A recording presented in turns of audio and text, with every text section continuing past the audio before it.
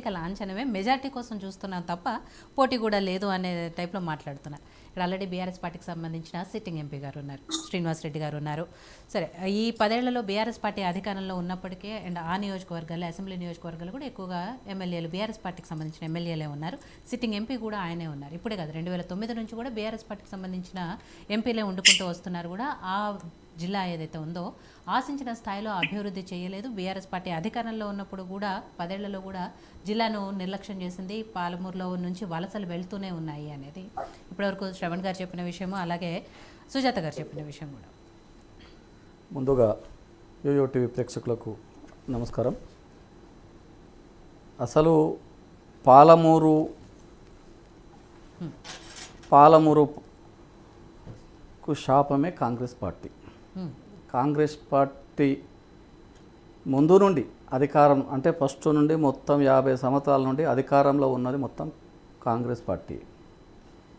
ఈరోజు ఉమ్మడి రాష్ట్రం కంటే ముందు హైదరాబాద్ రాష్ట్రం ఉన్నప్పుడు అది అట్లే ఉన్నుంటే ఈరోజు అప్పర్ కృష్ణా ప్రాజెక్టు బ్రహ్మాండంగా కట్టుకొని మొత్తం పాలమూరు జిల్లాకు సస్యశ్యామలంగా నీళ్ళు వచ్చేటివి.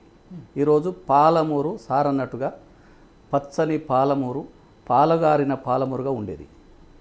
కానీ ఈ పాలమూరును వలస జిల్లాగా, ఎడారి జిల్లాగా,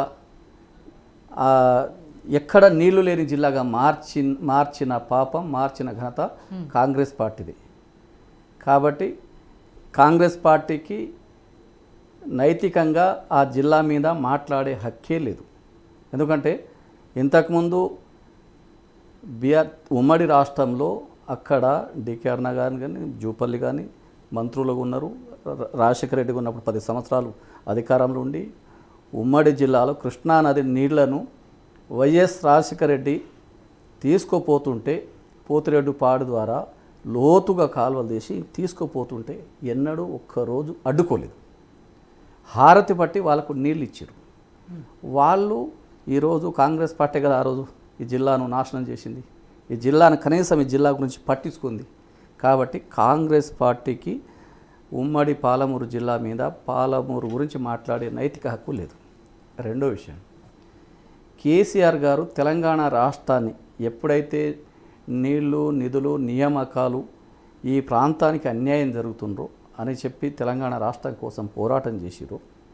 పోరాటం చేసిన తర్వాత మహబూబ్ నగర్ జిల్లాలో గిటంగా ఆయన మొత్తం కృష్ణా నది పరివాహక ప్రాంతం అంతా, నడిగడ్డ ఇదంతా పాదయాత్ర చేసిండు. పాదయాత్ర చేసి ఇక్కడ ఇంత మంచి నీళ్లు ఉన్నాయి, ఈ నీళ్ళన్నీ ఉట్టిగా సముద్రంలో పాలవుతున్నాయి.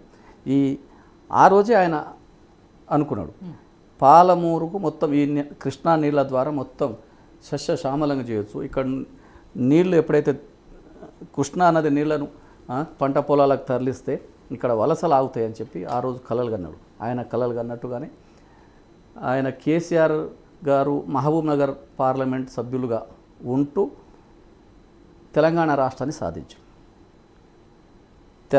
మహబూబ్ నగర్ జిల్లాలో, పాలమూరు జిల్లాలో ఏమేమి సమస్యలు ఉన్నాయి ఆ సమస్యలను ఆయన ఎంపీగా ఉన్నాడు కాబట్టి అక్కడ క్షుణ్ణంగా ఏ నియోజకవర్గంలో ఏమేమి సమస్యలు ఉన్నాయి, ఎక్కడ ప్రాజెక్టు కడితే ఏ ప్రాంతానికి నీళ్ళు వస్తాయి, ఏ నియోజకవర్గాలకి ఎన్ని ఎకరాలకు నీళ్ళు ఇవ్వచ్చు అని చెప్పి ఆ రోజు ఆయన కలలు కన్నాడు.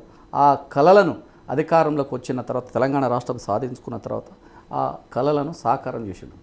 ఈరోజు ఎక్కడ లేని విధంగా పాలమూరు ఎత్తిపోతల పథకాన్ని నిర్మించి ఈరోజు లక్షల ఎకరాలకు నీళ్ళు పారుతున్నాయి. ఇక వాళ్ళకి కనబడదేం కానీ చాలా జిల్లాలకు వలస పోయిన సార్ ఇంతకుముందు మాట్లాడినట్టుగా ముంబై నుండి, పూనా నుండి, వేరే వేరే రాష్ట్రాల నుండి, దుబాయ్ నుండి అంటే వలసలు పోయిన వాళ్ళు గిట్టంగా తన 1 ఎకరా 2 ఎకరాల పొలాలు ఉంటే గిట్టంగా వాళ్ళు వచ్చి వలసలు పోయిన వాళ్ళు వాపసు వచ్చి తన వ్యవసాయ పొలాలు చేసుకున్నారు.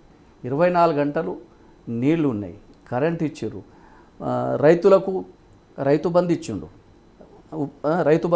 అట్లా ప్రతిదీ ఇవ్వడమే కాదు, వాళ్ళు పండించిన పంటను కొన్నాడు. ఎవరు కేంద్రం కొనకపోయినా కానీ కేసీఆర్ గారే కొని ఆ రైతులకు ఆదుకున్నాడు.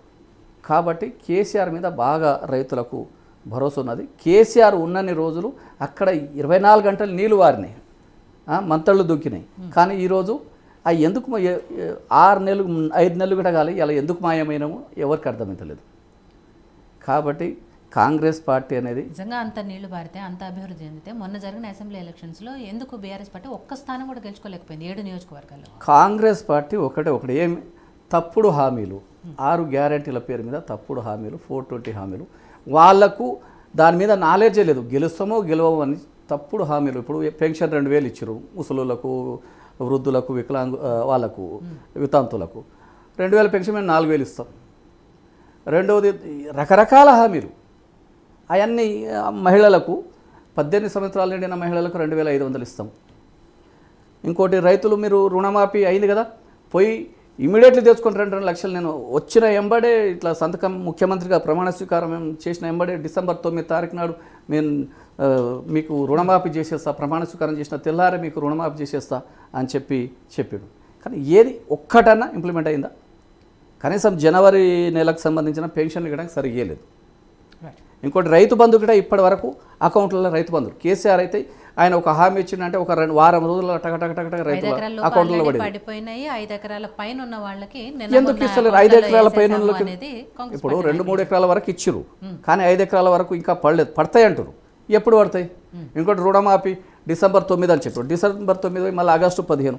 అట్లా ప్రజలు ఇప్పుడు కాంగ్రెస్ పార్టీని నమ్మే పరిస్థితులు లేరు, మహిళలు నమ్మే పరిస్థితులు లేరు, వృద్ధులు నమ్మే పరిస్థితులు లేరు. నేను గిటంగా మొత్తం నియోజకవర్గాలలో నేను కూడా టీఆర్ఎస్ పార్టీగా ప్రచారంలో తిరుగుతున్నాను. కాబట్టి కాంగ్రెస్ మీద విశ్వాసం కోల్పోయారు. ఎందుకు వేస్తే మా ఒడ్లు కొంటలేరు, ఒడ్లు కొంటలేరు, దానికి మద్దతు ధర తోని కొంటలేరు, 500 బోనస్ ఇస్తామన్నా అవి ఇస్తలేరు, కరెంటులు కట్ అవుతున్నది.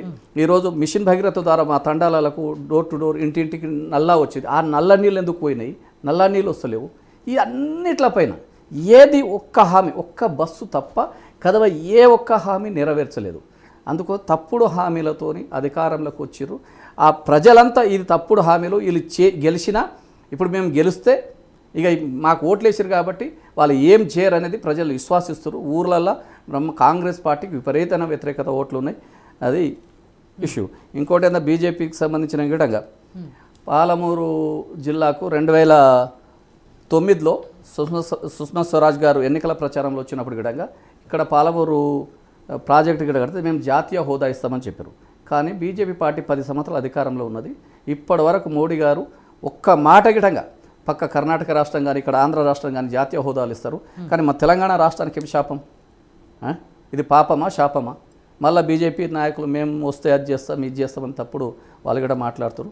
కాబట్టి అట్లేం లేదు, పొరపాటు ఏదో జరిగిందో తప్పుడు హామీలు ప్రజలు నమ్మిర్రు. ఈసారి తప్పుడు హామీలు ప్రజలు నమ్మే పరిస్థితులు కనబడతలేరు. ఈసారి బ్రహ్మాండంగా భారీ మెజార్టీతో రెండవసారి మన్నే శ్రీనివాసరెడ్డి గారు మహబూబ్ నగర్ ఎంపీగా అవుతారు. పార్లమెంటులో తెలంగాణ సమస్య, పాలమూరు సమస్యలను గళం విప్పి మాట్లాడే నాయకుడు మన్నే శ్రీనివాసరెడ్డి గారు అని తెలియజేస్తున్నాం. సో మనతో పాటు డిబేట్లో జాయిన్ అయ్యారు తెలంగాణ బీజేపీ సీనియర్ నాయకులు శంకరప్ప గారు. తనతో మాట్లాడారు. శంకరప్ప గారు నమస్తే అండి. శంకరప్ప గారు మీ వాయిస్ మ్యూట్లో ఉందండి.